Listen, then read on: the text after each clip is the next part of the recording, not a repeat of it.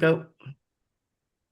Okay, welcome everybody to the MII TED Talk Club. We've just been watching How Do You Build a Sacred Place, a TED Talk by Siamak Hariri about a Baha'i temple in South America. And what relevance might that have to mediators and mediation?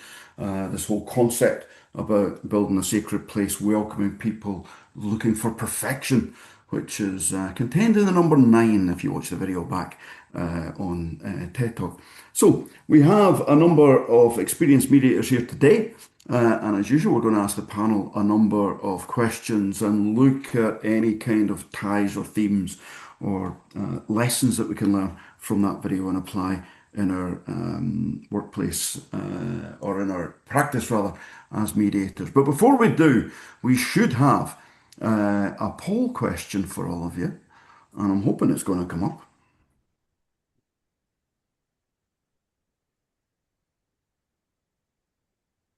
Is it coming up? Here we go. On a scale of 1 to 5, how important do you think the location is to the likely success of mediation? So pick one of those and we'll have a wee look. At the moment we've got people who, you're hedging your bets. Here we go. Something is very important. Okay, okay. Most people think it's quite important. I'm looking at this thing coming up there, and we're looking at over 70% think it's 4 out of 5, which If I is end it, we'll be able to see the results, Scott. yes. Why don't you end it and we'll see the result and share the result. Okay, so the biggest one thinks it's 4. So you would imagine, I can see the logic there. I'll ask the panel in a second, but you could imagine that you're probably more likely to get an atmosphere around mediation where you're in a nice place where you've got a bit of space if you need a caucus or a breakaway, or if you're in that temple in Chile, you're likely to have an atmosphere where people are at least focused. So yeah, it's going to have a basis. Anyway, if you stop sharing now, we'll go back to the panel.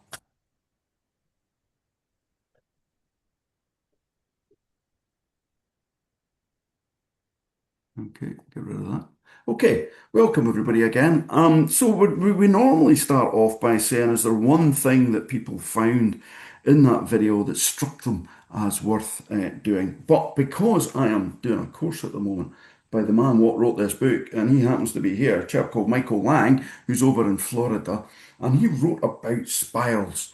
As opposed to circles. And there was lots of discussion about circles there, Michael. So could you maybe explain the concept that you have for spirals and growth in dispute resolution and how it fits into reflective practice in particular? Well, although, thanks, Scott. Although the video and the architect of the building focus on spiral as a very perfect union of elements. I don't think of it exactly that way. I think of it a little bit more organically. The idea, though, is that in nature, growth and evolution occurs in spirals. If you look at flowers, if you look at seashells, and you see how they enlarge and they expand, it is through spirals. And it occurred to me that that's the same thing that really can happen in the work that we do. And in fact, if it does happen in the work we do, then we start from a really relatively small place, a point even, and gradually begin to add layer after layer after layer until you get something that is larger and more expansive. And I think about that in terms of our learning, but that learning for us as practitioners is a parallel to the learning for the parties themselves. Because the idea is that each lesson learned builds capacity to learn the next lesson and then adds to the next lesson. It isn't in serial form, it is more in a spiral form of development. So that's what occurred to me. That's why I use the spiral as a metaphor in the book. It's why I think about it. When I was studying adult learning, what I saw were images that showed either ladders or stair steps. And I wondered, okay, what happens when you get to the top stair or to the top rung of the ladder? That can't be it. It can't be linear. It has to have some other shape, and the spiral really suits it perfectly. Yeah, and the spirals can go up and keep going out and widening out. Exactly. So this thing of growth. So anyway, it's a beautiful. I thought it was a beautiful metaphor that was coming in here. There's quite a number of metaphors coming up there. We'll come back to those, but we'll stay in America and go to Jane Buzek. You're over in Chicago today. Was there one thing? I'll go back to the original question that we usually do. Is there one thing you picked up from this video that struck you? Oh, but Jane's just frozen. Oh no, Said was, he said the structure. Am I still okay? I'm okay. Can you hear me okay? we can now. Yeah. Oh, good. He said the structure is intimate, sacred, and everyone is welcome. And further, he says this structure belongs to everyone. And this to me speaks of what we try to create for our parties. It's the structure and the process which encourages and creates a sacred space for that self-determination. And that's kind of what I took away from this, that is what we do as mediators and the important piece. And what was interesting about your poll was what is necessary to create that sacred space? Is it a physical, certainly it's privacy, but what all is necessary to create that space? But that's what I took away, is that's what's important for us as mediators to create for our parties. Okay, so far we've got a single point coming at a spiral with growth and learning. We've got a sacred space, whatever that means, and it might be different in different circumstances. We'll come back to some of the stuff that you do. Ewa Goodsmith, you're over in Amsterdam at the moment, I think. You tend to That's travel the correct. world. You could be there. You travel around the place. But anyway, again, the opening question, is there one thing that you took away from this, or do you want to build on something that you've heard? Well, I definitely want to echo the thing that Jane said, is that everybody needs to feel safe, and I think that's the same, and it belongs to everyone, and that's also what the process is. And, the second thing that I'm taking, or that what I was thinking about, it's maybe a little far-fetched, but it's the whole process of building that building, and that the result of what he put there. Is so dependent on the heavy preparation and all the steps he went through and the information and the knowledge and the collaboration that he needed from everybody involved to get there.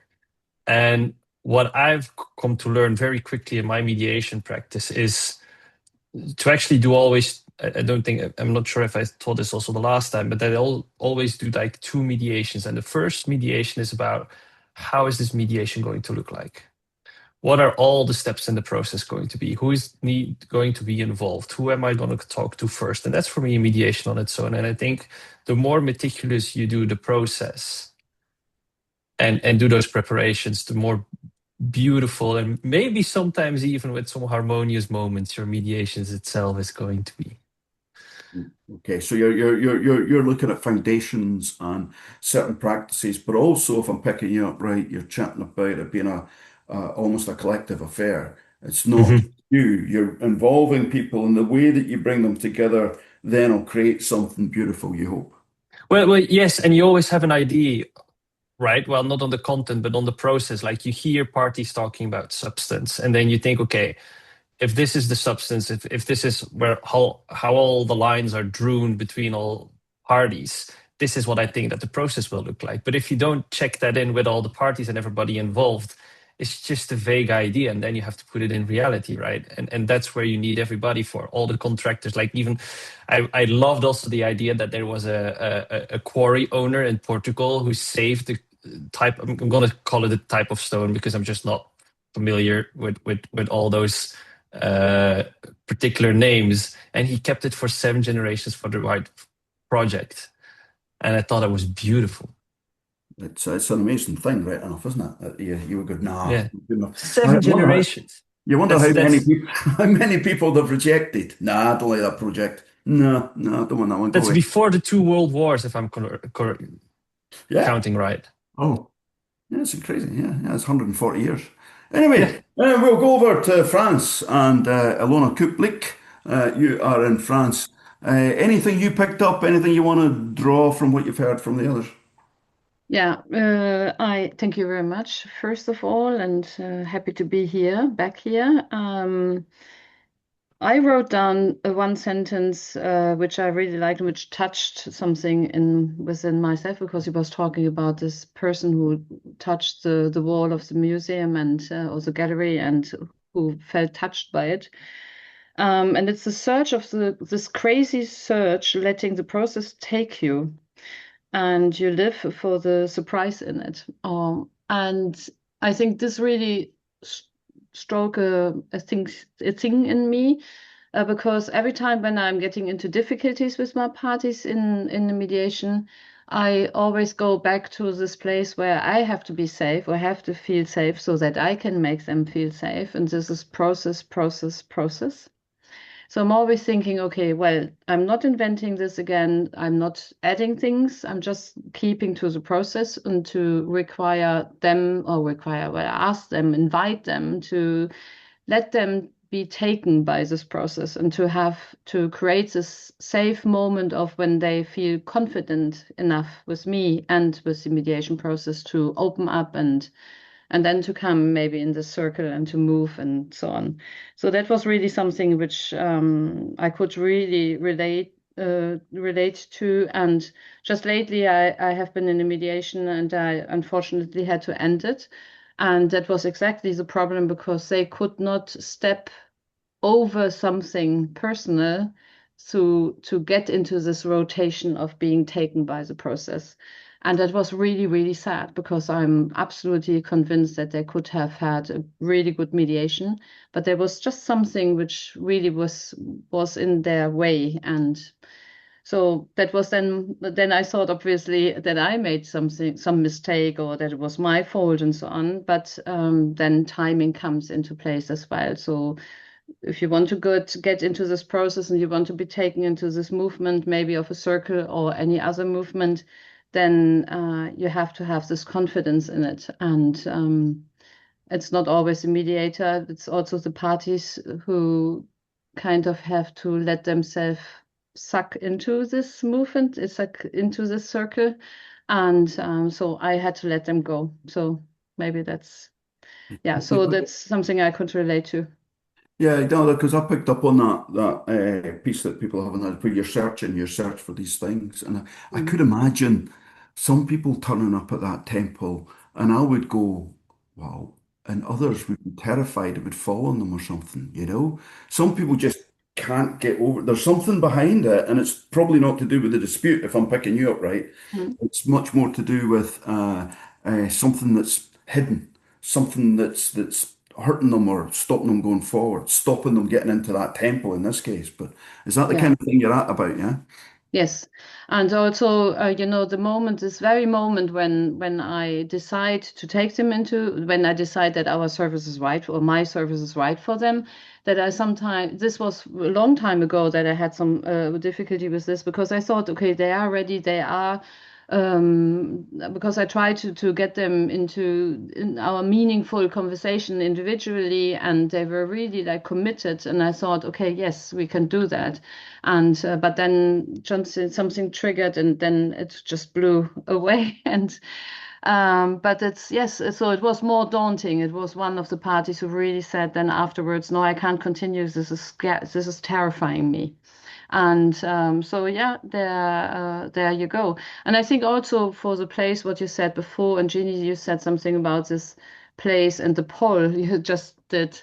I think important and unimportant to be in the right place. And I think I could imagine like being in this temple, and if you have the right people with you, that you don't need another room, because maybe caucus would not even be an idea, because you're in such a perfect space where there are a lot of entrances and goaways where you can walk away from it, but you can also be taken into this space and being in this circle of this temple, for example.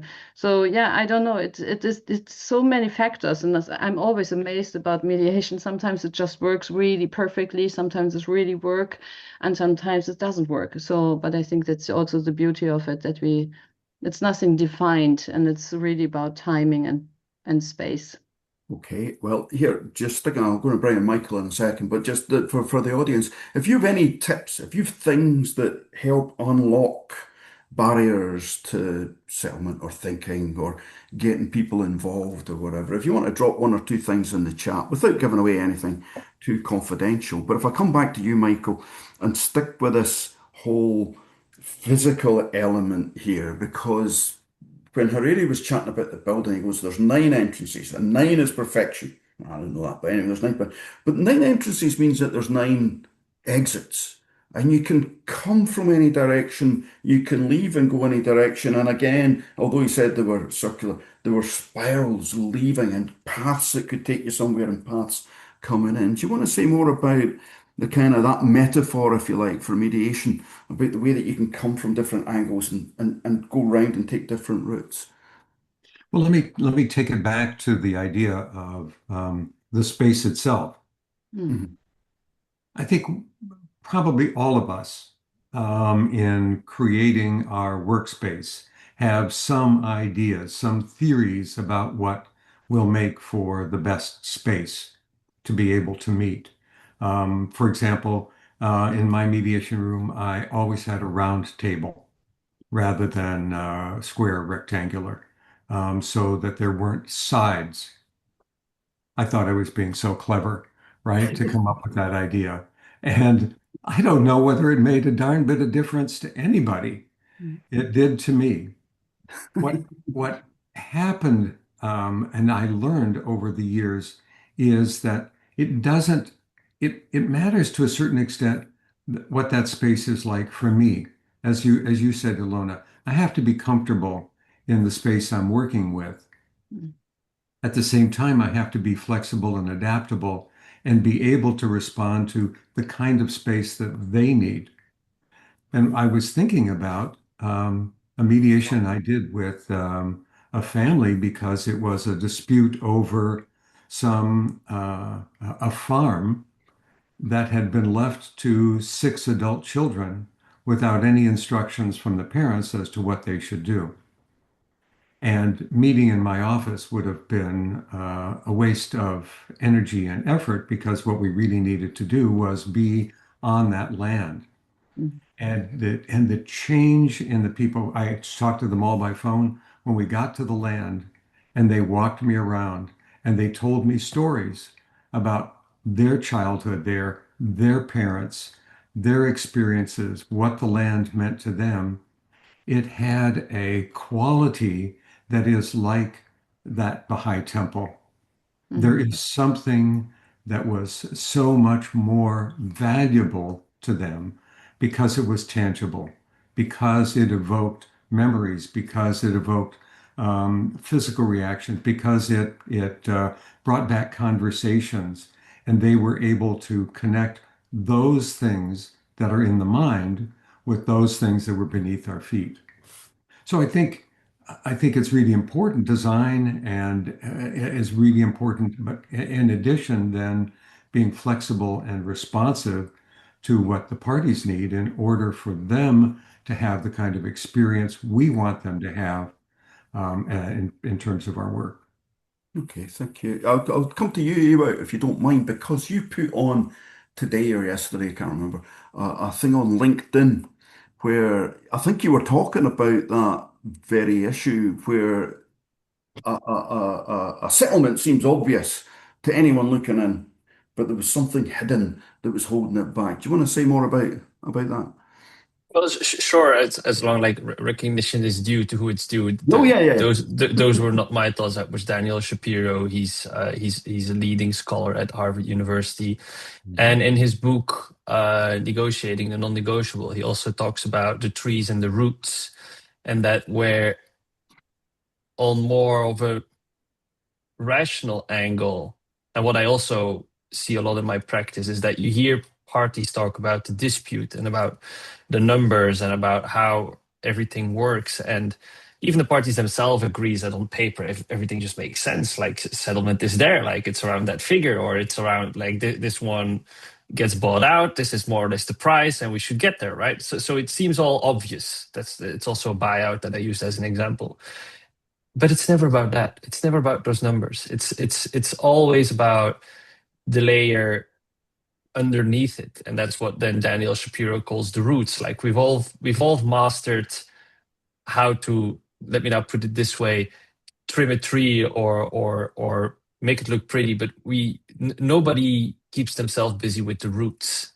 Or there's way fewer people who are occupied with like how healthy are the roots and how does that work? And I think that's also true for the mediation practice, that we're always very busy like with a rational part of our brain and how things work and how systems should operate and what makes sense, but we're never too occupied with the feelings, and especially what I tend to see so often is the recognition that goes beyond it, or the egos that lay under it, and like, for example, in my trainings I always start with the equation that ego plus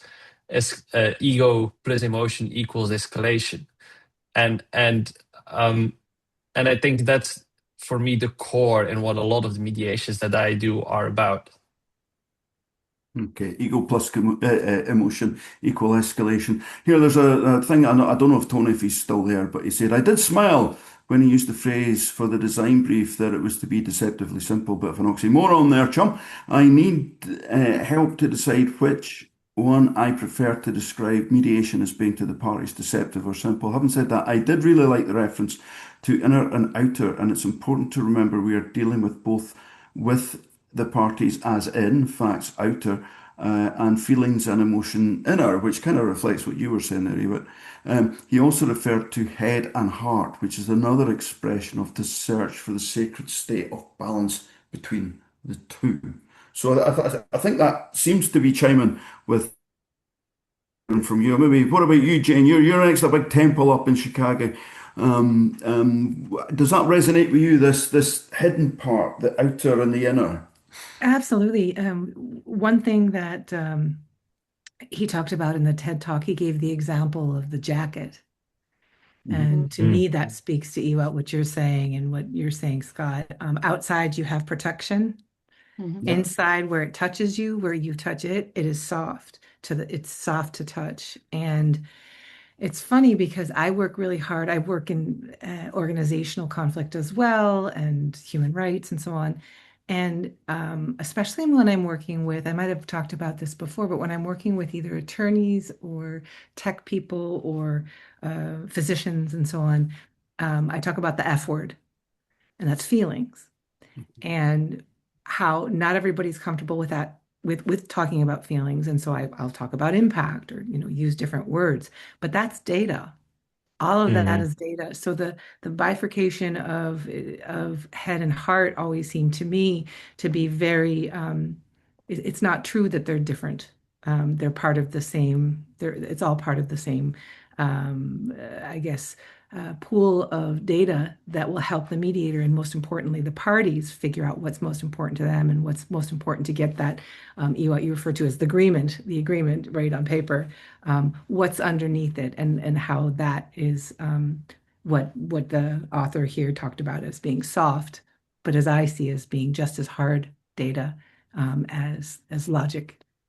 Yeah, it's important that you bring in those emotions. Otherwise, what happens is people, I suppose, feel cheated if they ever get to the end of an agreement. They go, "Well, that's not what I meant because I didn't go to Mm. where I needed to go," and you've restricted them to the transactional rather than the transformational. I suppose is that kind of what you're getting Mm. at? Yeah. Yeah, that's well put. It's The transaction yeah. versus the transformation. Yeah, isn't that also beautiful if you then look at all the different jurisdictions that we have in the world, that in one jurisdiction, the contract is what's on paper, and another jurisdiction, the contract is what people meant. And that in other jurisdiction, it goes even further, is that the moment the parties think they have an agreement, there's an agreement. Like the moment they agree, like shake the hand on a certain idea of what the agreement is, then you have the agreement. And is that also funny that how we look at conflict in the same way? No, yeah, that used to happen with me when I worked for the Labour Relations Agency. As soon as a settlement had been reached through me as an officer, that was it. It couldn't be Yeah, switched. It was yeah, fixed. I was empowered by statute to yeah, settle these things. Yeah, it's madness, isn't yeah, it? But anyway, yeah. but it's maybe okay in transactional stuff. It's maybe a bit more difficult if you're looking at the emotional things and where people feel cheated out of their farm or they've lost all those memories where they used to play together as kids and all that kind of stuff that Michael was Hmm. chatting.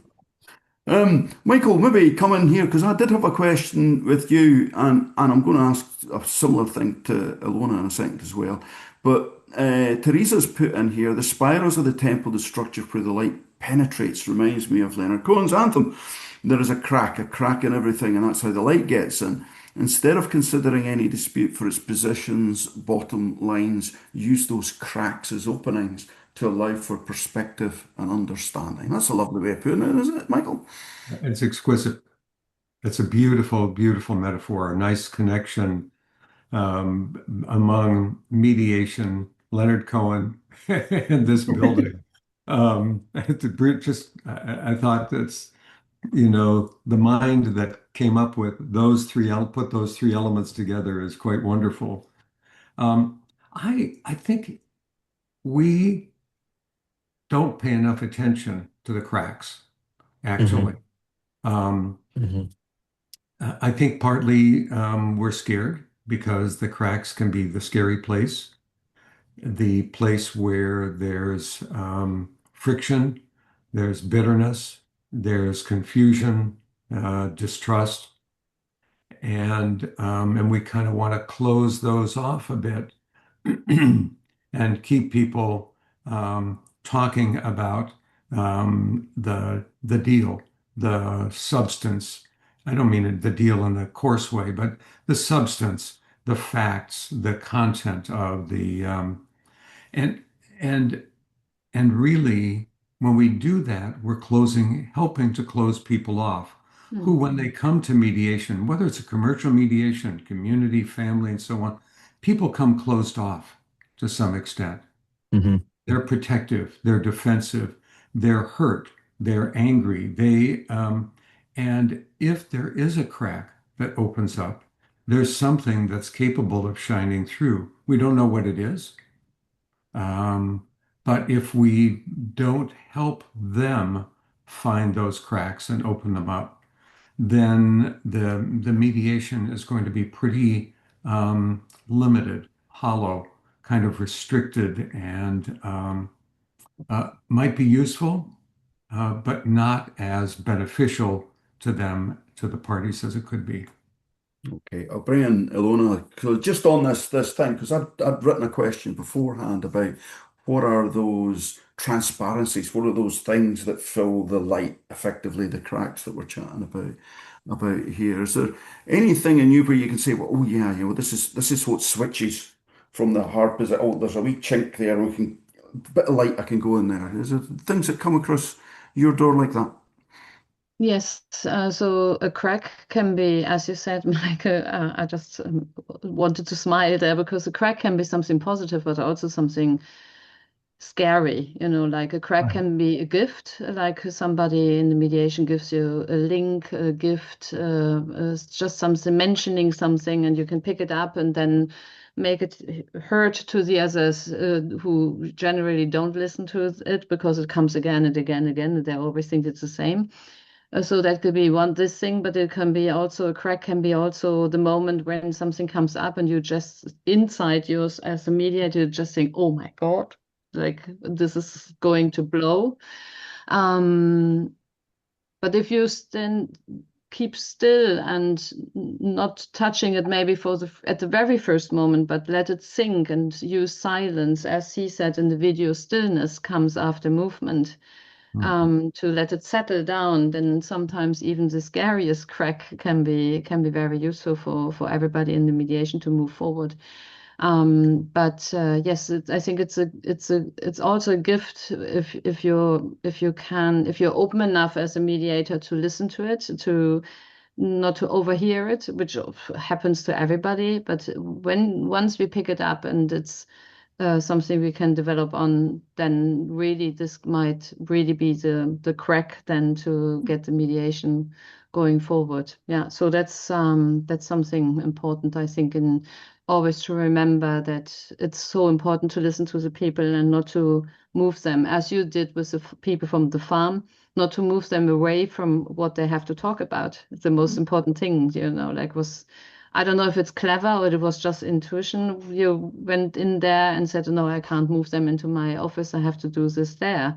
So yeah, I think we need to be open and still always be open to shift things, to be flexible enough, and to go down into our guts and think, "Okay, this feels right. This does not feel right," and to follow it. Okay, I know that Michael will come in there in a minute. I want to go to you out as well, and I want to pick up as well, whatever you're going to take in, but just this issue of the requirement for confidence in a mediator as well, because you have to be willing to fail if you're going into a place Yeah. and you don't know what's there. So, Eva, what about yourself? What you were going to come in and you were going to say something?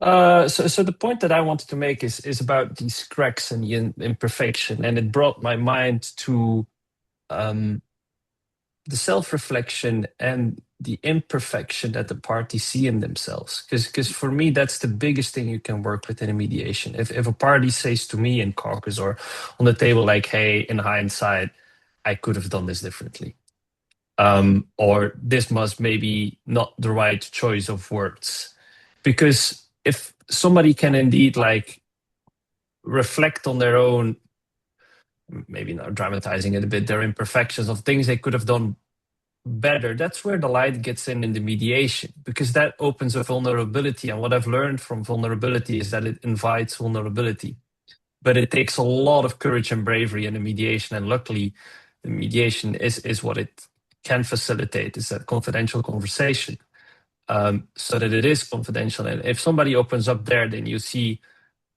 in almost all cases also the other person opening up. And if it's not in words, then it's in body language, like a deep sigh, or like they shovel a bit on their chair and they're like, and you can feel also the air enter the room. And that's often where also, again, that a spark of harmony starts, where you can like see the parties connect on something. And I think that's also, there's also a lot of beauty in that. Okay, I'm going to come to Jenny next, and then we'll come back to you, Michael. How do you acknowledge the crack or the light that's coming through? What do you do within a mediation when somebody's being vulnerable and the other one's being closed off? How do you shift that if we're taking this analogy of hard and soft, inner and outer, and so on? That is a hard question, Scott, That's why I but asked it. it's a good one. When I was thinking about the cracks and the way the light, it was very much about his architecture was very much about letting the light in and the different light. And I think also about our period of time in history Mm. and how I don't know, for many Americans, most Americans, it's a very difficult time. And I was talking with someone about this and just saying, "Ah, I'm just a mediator. I'm just a band-aid. I'm just a this. All these things are, pressing and huge." And what was interesting was that this person said, who was a bit of an historian, said, "You know what, Janie, there's always been this is cyclical. There's always been great conflict and great, horrible things happening and whatever. But right now, a light is being shown on it right now in America. There's a light being shown." And when I think about mediation and how magical it can be, it is that a light you know, something is very covered up and protected, you know, inside. And if we help them in a way that is helpful, that a light can be shown or shined, whatever the verb is, on whatever it is that's most important to them. And I'm not answering your question, Scott. I think I just wanted to say this, that this is what struck me about light and the opportunity we have as mediators to help shine that for the parties. If somebody shows a vulnerability, right? That, and somebody else said, I don't know, Alone, if that was you, there's a gift. That is a gift, and it's a precious gift. And so to your point, Scott, you know, what do you do with that? There's lots of different things to do that, but certainly the most important thing is to consider that as that gift as sacred. Okay, it's a gift. Before I bring in others, Teresa, did you want to come in? I saw your hand up earlier. You're on mute if you are coming in. Apologies, I'm not very tech savvy. I just clicked on my hand by mistake. I thought it was a gift. I thought it was a gift there, but it's No, not. Before we bring you back in, I want to go to Michael. Michael, any comments on what you've heard? Well, I think it's interesting. We need to think about these cracks as precious moments. And at the same time, we can't treat them preciously. They're just human. That's all they are. They're expressions of unself-consciousness, of self-awareness. And we both have to honor them when they occur, when they arise, but not try to canonize them as something sacred. There is a sacredness, of course, in the smallest, but I think we need to be careful to pay attention to these moments, but not to make them bigger than whatever they are. Because as small as they may be, that's enough. And if we try to expand something, make it larger, open the crack, if we try to do that, right, we risk one of two things, closing down, or the thing cracks completely open, which is not a good situation. So it's kind of ironic what I'm saying, or paradoxical, and that is that we have to both honor those moments of light and yet just sort of say, okay, that was a moment of light, and now we move on to the next moment, and the next, and the next, and the next, and we build the mediation on these moments, some of which have this luminous character, and some of which are just ordinary, and that's fine too. Okay. So Praise we're my getting a big dog. Jamie and cracking it open and because that would be us doing it. And I think maybe that's where others are saying, well, we've got to take advantage of this.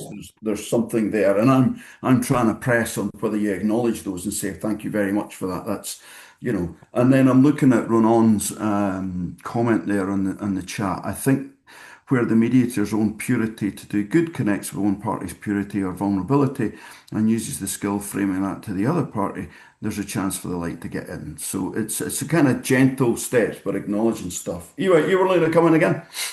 Well, I think you mentioned it yourself, but to answer your question is what do you do with if somebody shows that imperfection or shows a crack, and this just to indeed acknowledge it and thanking them for the courage that they've shown to show it. I think that's the most important you can do, because that's what you can work with in a mediation. So if they know that the mediation is a safe place to indeed say like, hey, this was maybe not the best thing that I've done, of in hindsight, this and that, or even an apology. I always, well, applauding is a big word, but I'm always expressing that I'm happy that they did it, and that it must have taken a lot of courage to open up. And that's a good thing. And that's something that I want and invite people to do during a mediation, if they feel comfortable to do it without doing any pressure. Because it's also like Michael says, like, you can't go and put pressure on a crack, because before you know, you break a person. That's not the idea. But if they're willing to show something, yes, I'll encourage it.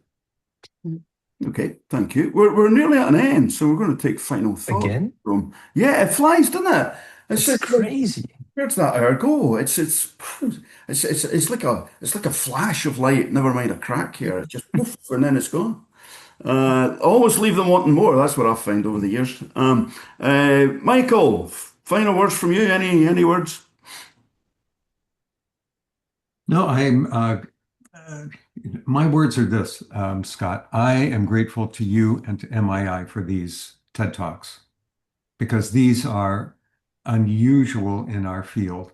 The opportunity to bring folks together and the choice of videos, which at first blush seem unrelated. We've had so many um, that we've considered and that have sparked just this beautiful, rich, luscious conversation and the chance to be together with others. So that's mine for the moment, at least. That's what I'm feeling most profoundly. Yeah, yeah, yeah. And to be I'm with with you. Ilona and Janie and Ewart, it's just great. It's a great thing. Yeah, I always leave I ruminating feel on the things. same. What about you, Alona? What's your I final feel thoughts? absolutely the same. Yeah, absolutely. I feel really honored always, and also in a certain spiritual way, really touched so that we can bring a couple of countries together here and that we can talk about things I've never thought first of that architecture is like, but I see the process and the process is the mediation and maybe it's mediation is all over, like in any crack and yeah, underlying everything. So which is a very nice thought. Okay, Thank you. Jenny, any thoughts? Yeah, I just kind of want to just highlight or echo what Michael and Alona said. I'm grateful for this group, and I feel that our conversations and explorations always go in unexpected ways, just like mediation does. And they're very valuable, and I'm hoping that the participants also find value and really enjoy when comments are put in the chat and so on. So thank you very much, Scott, for and Allison for making all this happen. And you, we're Yeah. going to you lastly because we come back in September, and you said could we do a TED Talk or you recommended one, and it's called Mm. "Listen Someone into Existence." So that's what we're going to do the next time when we come back in September. That'll be a good one. So any final thoughts? Other than echoing the gratitude, I think I'm gonna listen to my Leonard Cohen LP this afternoon. I have many. He only got better, you know. I want it darker. That's what I want when it comes to Leonard type of stuff. Look, thanks very much, everybody, for coming along. This will be recorded. It'll be put on the MII and YouTube later on if you want to recommend it to others. We're back in September, whatever the second, I think it's the 8th or the 9th, the second Tuesday in September. Hopefully, we'll see you all then. And thank you, Alison, back in the office, and we'll see you all soon. Here, hold You. on. The conference. The conference is on the 9th and 10th, isn't it, of October. And we'll have many people coming along to that too. Bye, everyone. Thank you very much. Okay. Ciao. Bye.